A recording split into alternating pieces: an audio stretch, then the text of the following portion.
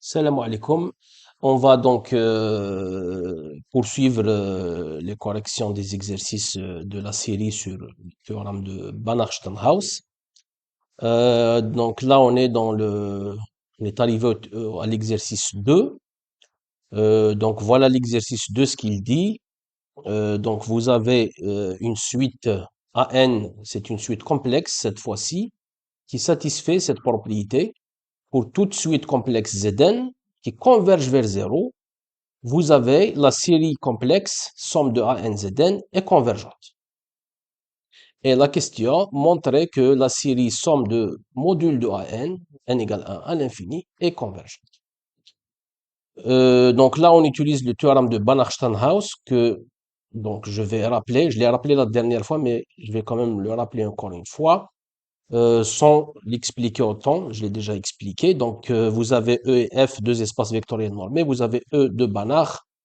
Rapidement, hein, vous avez une suite d'applications linéaires continues de E dans F. On suppose que Fk est simplement borné.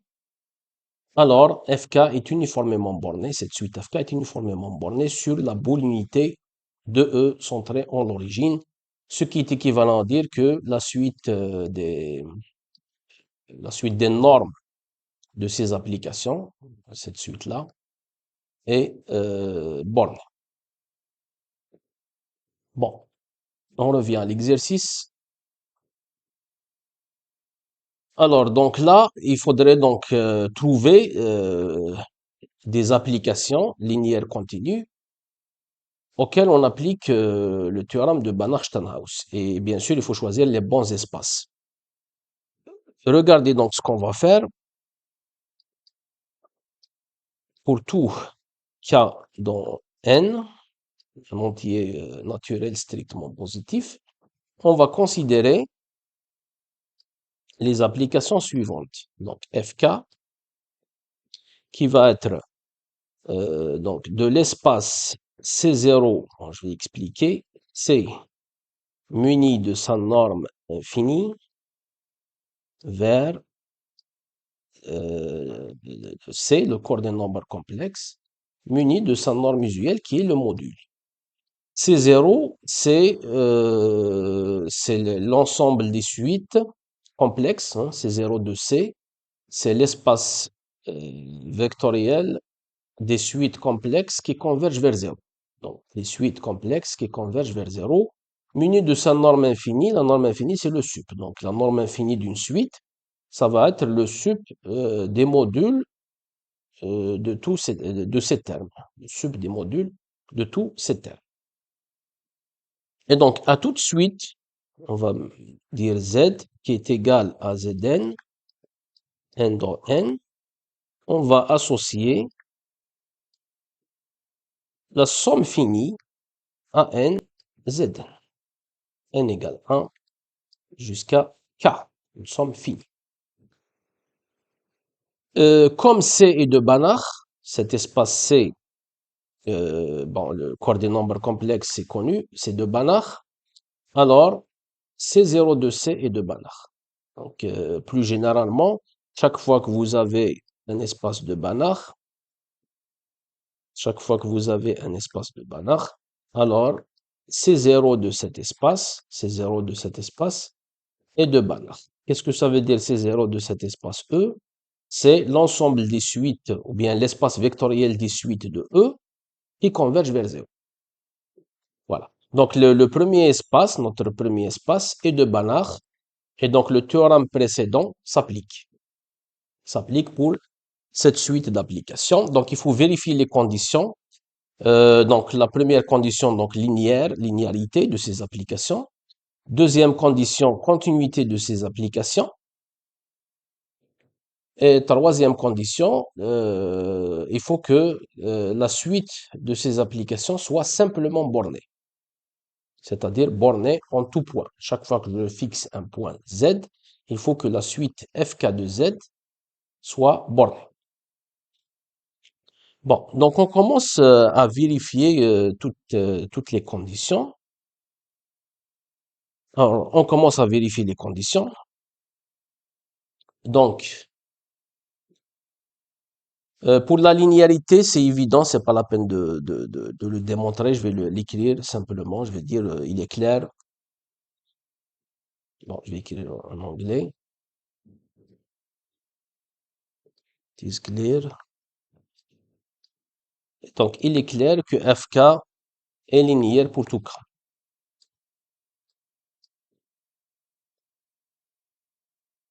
Voilà.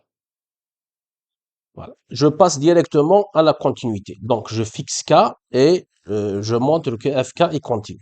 Donc, je fixe K, donc, et je regarde, donc je fais les calculs pour montrer que FK est continu. Donc, tout Z, je prends donc une suite, donc un élément de l'espace de départ. Donc, c'est une suite complexe qui converge vers 0. Là. On va faire les calculs. Alors, je calcule donc Fk de Z, donc je calcule la norme, c'est-à-dire le module de ça.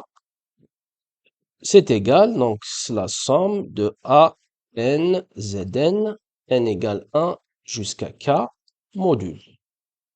Là, j'utilise l'inégalité triangulaire dans C, donc c'est majoré par N égale 1 à K, module de AN fois Z, c'est-à-dire module de AN fois module de Z.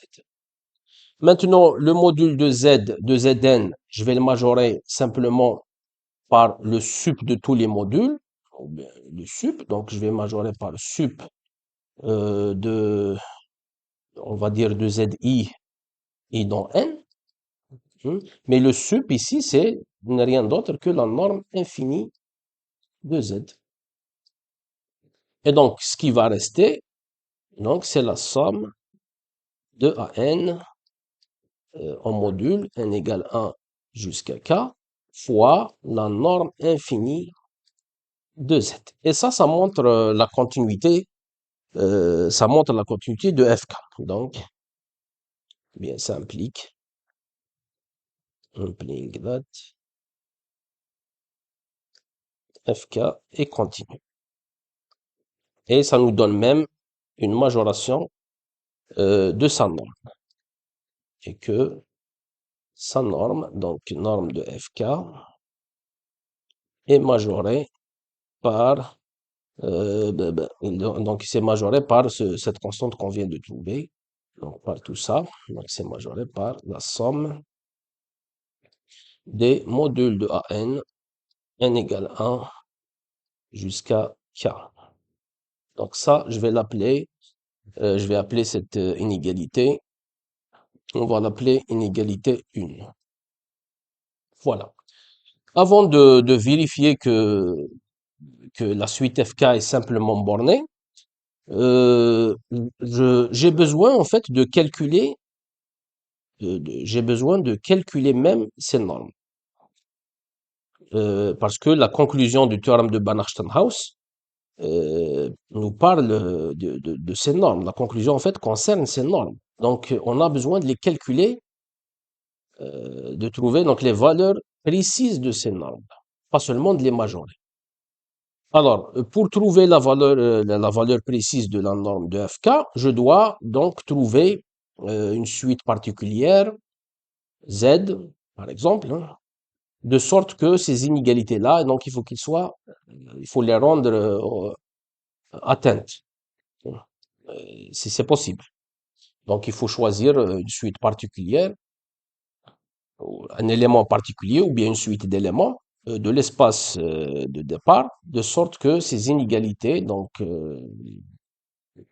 soient donc atteintes. Dans le cas de R, ce qu'on a l'habitude de faire, on a l'habitude de prendre le signe.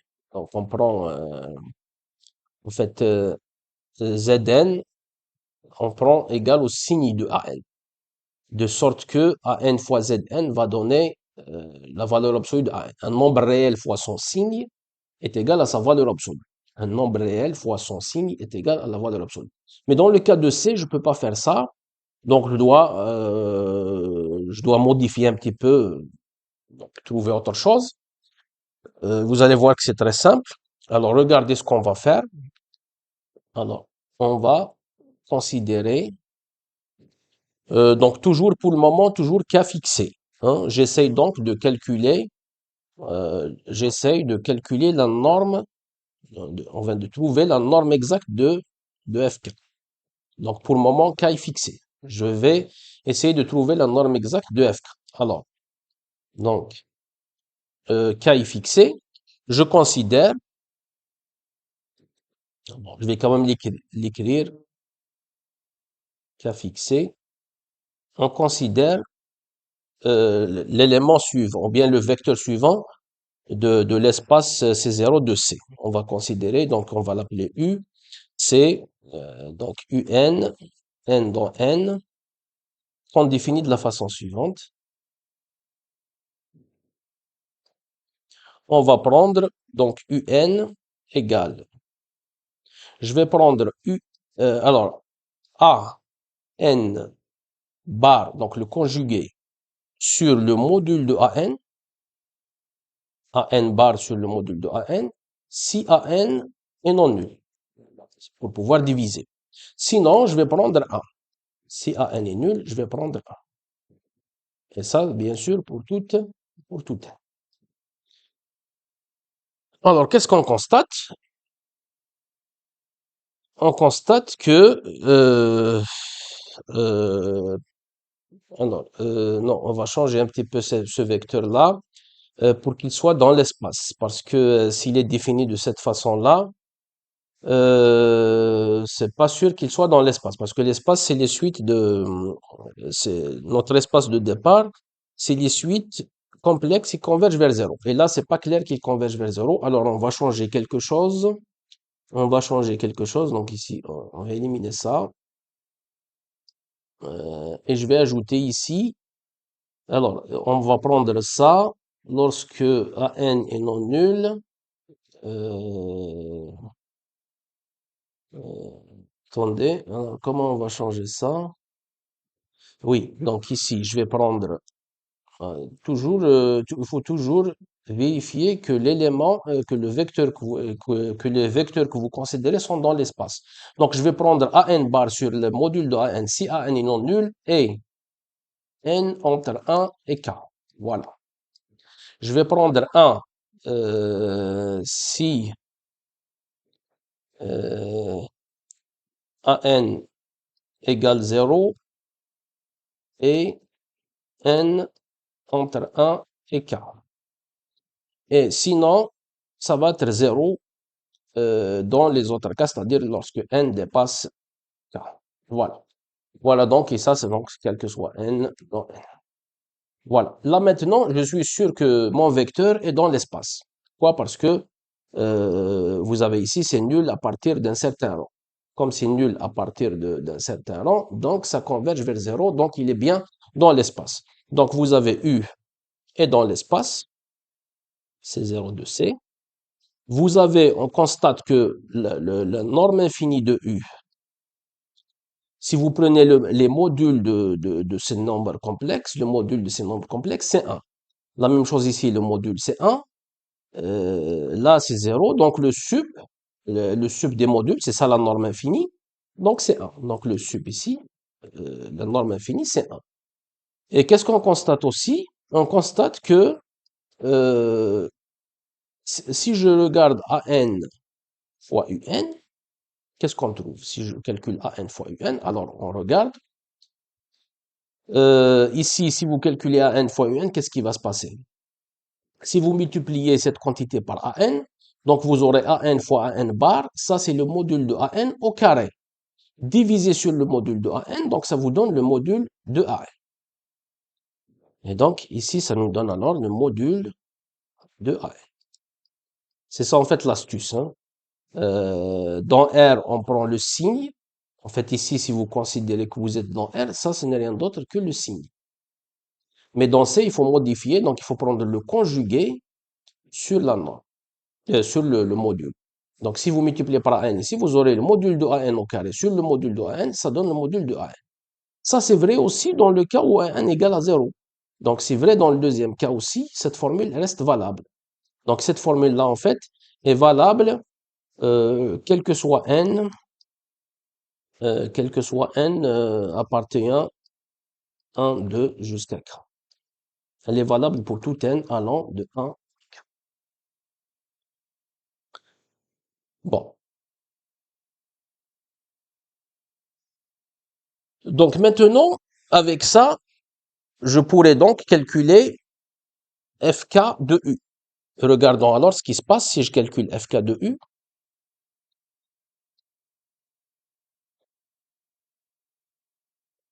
Bon, fk de u, donc ça va être par définition, donc c'est la somme de k allant de 1, non, de n allant de 1 jusqu'à k, à k, ou bien à n, un. Mais an, un, c'est le module de an. Donc ici, ça donne la somme de n égale 1 jusqu'à k, module de an. Voilà. Et donc, si je prends le module, ça c'est un nombre réel positif. Donc si je prends le module, c'est lui-même. Donc c'est la somme de an, n égale 1 jusqu'à k. Mais comme u est de norme est égal à 1, donc la norme en fait de fk, c'est majoré par fku. Ce que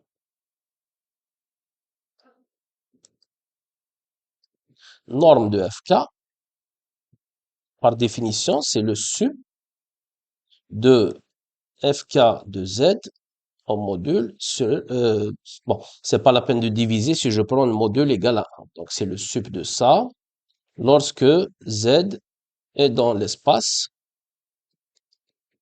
et la norme de z est égale à 1. Et donc c'est supérieur ou égal à fk de u. Parce que le vecteur u vérifie donc ces conditions. Mais fk de u, on vient de le calculer, c'est la somme des modules de an, n égale 1 jusqu'à k. Et ça, donc, on va appeler ça 2. On va appeler ça donc 2. Donc, si on compare ça avec 1, dans 1, on a obtenu la majoration, et dans 2, on a obtenu la minoration. Donc, en fait, les normes de fk sont à la fois majorées et minorées par cette somme, et donc 1 et 2, donc 1 et 2,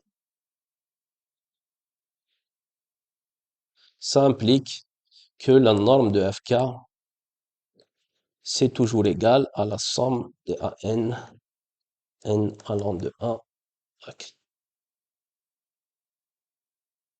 Donc ici, c'est quel que soit k dans 1. Voilà, on a calculé donc la norme, les normes de fk. Voilà. Le dernier point, donc il faut vérifier que cette suite fk, donc il faut vérifier que cette suite fk est simplement bornée. Est simplement bornée. Alors on va fixer un z, un vecteur de l'espace de départ.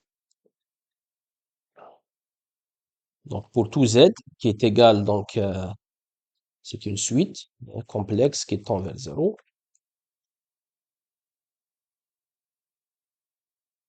Alors donc il faut montrer que la suite fk de z,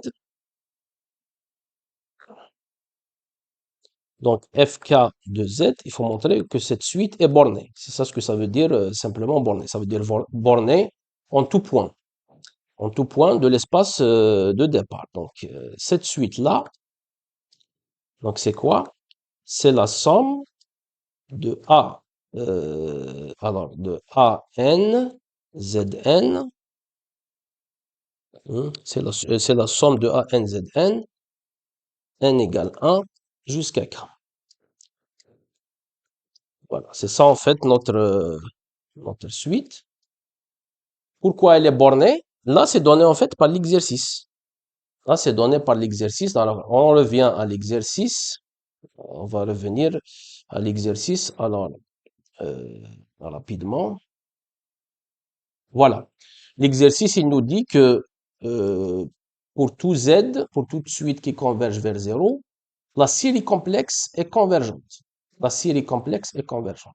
Mais la série convergente revient à dire que sa suite des sommes partielles est convergente. Et on va regarder ici. En fait, donc, cette suite-là, d'après les hypothèses de l'exercice, donc cette suite-là, c'est la suite des sommes partielles de la série. Donc, est convergente par hypothèse. Et puisqu'elle est convergente, donc bornée. Donc, bornée. Et ça revient à dire en fait que la suite FK est simplement bornée. Donc, en d'autres termes,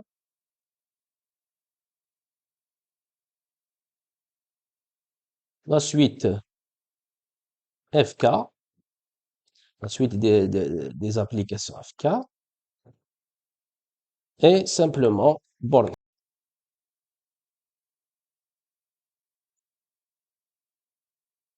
Bon, toutes les hypothèses du théorème de Banach-Steinhaus sont vérifiées. Alors, la conclusion, c'est que la suite des normes est bornée. Donc, par le théorème de Banach-Steinhaus,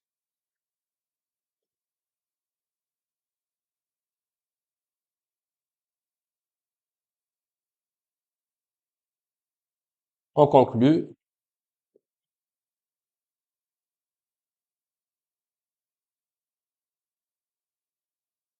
que la suite des normes,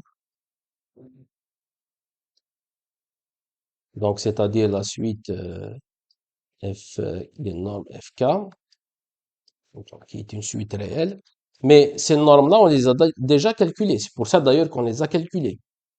Donc, on a trouvé que ce n'est rien d'autre que ça, c'est en fait la somme des AN, n égale des modules de AN, n égale 1 jusqu'à K. Donc, cette somme-là est bornée. Mais ça revient à dire que la série, donc, est convergente. C'est-à-dire la série somme des modules de n égale 1 jusqu'à l'infini. Donc, ça revient à dire que la série somme des modules de n égale 1 jusqu'à l'infini, est convergente. Donc, la série, c'est une série de nombres réels positifs, n égale 1 à l'infini.